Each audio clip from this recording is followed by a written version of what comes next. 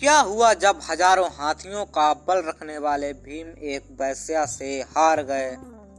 आखिर कौन थी वह वेश्या जिसने भीम को भी हरा दिया? महाभारत के युद्ध में भीम ने 100 से भी ज्यादा कौरव योद्धाओं का वध किया था। जरासंध, कीचक, दुर्योधन जैसे महाभारत के कई खलनायकों का भीम ने वध किया।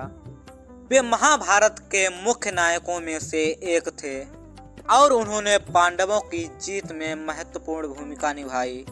लेकिन कैसे इतने बलशाली योद्धा भीम एक वेश्या से हार गए?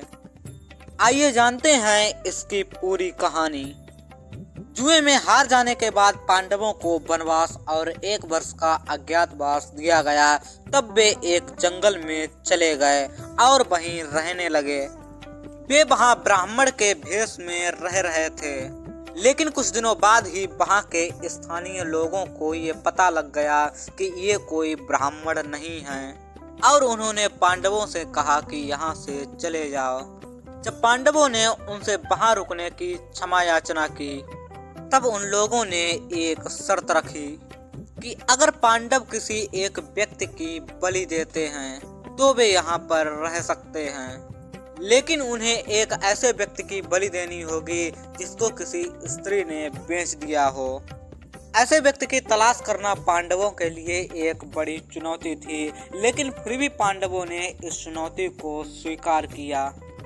महाबली भीम ने ऐसे व्यक्ति को खोजने में अपनी पूरी जान लगा दी। वे गांव-गांव में जाकर ऐसे व्यक्ति की तलाश करते रहे और घर घर जाकर वे स्त्रियों से याचना करते रहे, लेकिन कोई भी स्त्री अपने किसी भी घर के व्यक्ति को बेचना नहीं चाहती थी। आखिर कोई स्त्री क्यों अपने पति के प्राणों को संकट में डालेगी?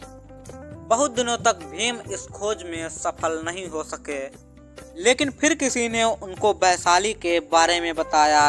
वहां उन्होंने एक वेश्या से एक व्यक्ति को बेचने को कहा और उस वेश्या ने एक व्यक्ति को बेच भी दिया। लेकिन उस वेश्या ने कहा, यहाँ बहुत सारे व्यक्ति आते हैं जो उससे प्रेम करने का दावा करते हैं, किंतु वह उससे सच्चा प्रेम नहीं करते और गलत नियत के साथ उसके गुलाम बन जाते हैं।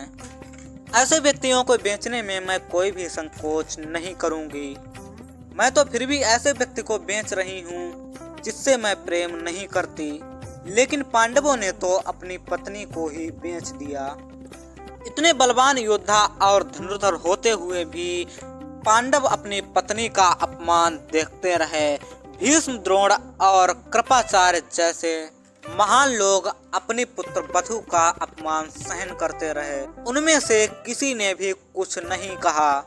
मैं तो मजबूर हूँ, इसीलिए इन लोगों को बेच रही हूँ क्योंकि मैं इनसे प्रेम नहीं करती।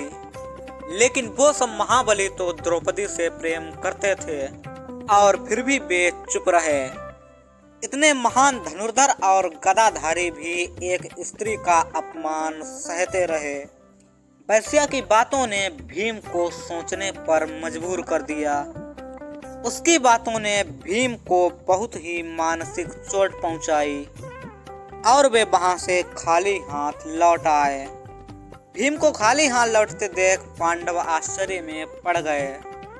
तब भीम ने उनको सारी बातें बताईं कि आखिर वहां उनके साथ क्या हुआ। तब सभी पांडवों ने यह तय किया वो अपनी खुशी के लिए किसी भी निर्दोष व्यक्ति की बलि नहीं दे सकते। जब पांडव वहां से जाने लगे तो सभी गांव वाले आ गए और वे उनको रोकने लगे। उन्होंने कहा कि हम तो बस आपकी परीक्षा ले रहे थे और आप लोग इस परीक्षा में सफल हुए। अब आप यहाँ खुशी से रह सकते हैं। पांडव गांव वालों की बातों से बहुत ही प्रसन्न हुए और वे वहीं रहने लगे। लेकिन भीम को वेश्या की बातें बार बार याद आती रहीं और बार बार उनको अपनी प्रतिज्ञा का स्मरण हो आया करता था। उस वेश्या ने भीम को मानसिक रूप से हरा दिया। सिर्फ शारीरिक रूप से हारने को ही पराजय नहीं कहा जा सकता। भले ही उस वेश्या ने भीम के मन में कुछ समय के लिए चोट पहुंचाई, लेकिन इस घटना के बाद भीम एक घायल शेर के रूप में उभरते रहे और उन्होंने महाभारत के युद्ध में अनेकों बलवानों का वध किया। हजारों हाथियों से भी ज्यादा ताकत रखने वाले महाबली भीम ने महाभारत में कई शत्रुओं का विनाश किया। उन्होंने कौरवों की सेना में हाहाकार मचा दिया था। भीम को हराना कोई आसान काम नहीं था, लेकिन ये काम एक वैश्या ने कर दिखाया। उस वैश्या ने भीम को मानसिक रूप से हरा दिया। तो आशा करते हैं आपको ये वीडियो अच्छा लगा होगा। ऐसी ही वीडियोज देखने के लिए हमारे चैनल को सब्सक्राइब जरूर करें और इस वीडियो को लाइक जरूर करें। साथ ही कमेंट बॉक्स में जय श्री कृष्ण लिखना ना भूलें। जय श्री कृष्ण।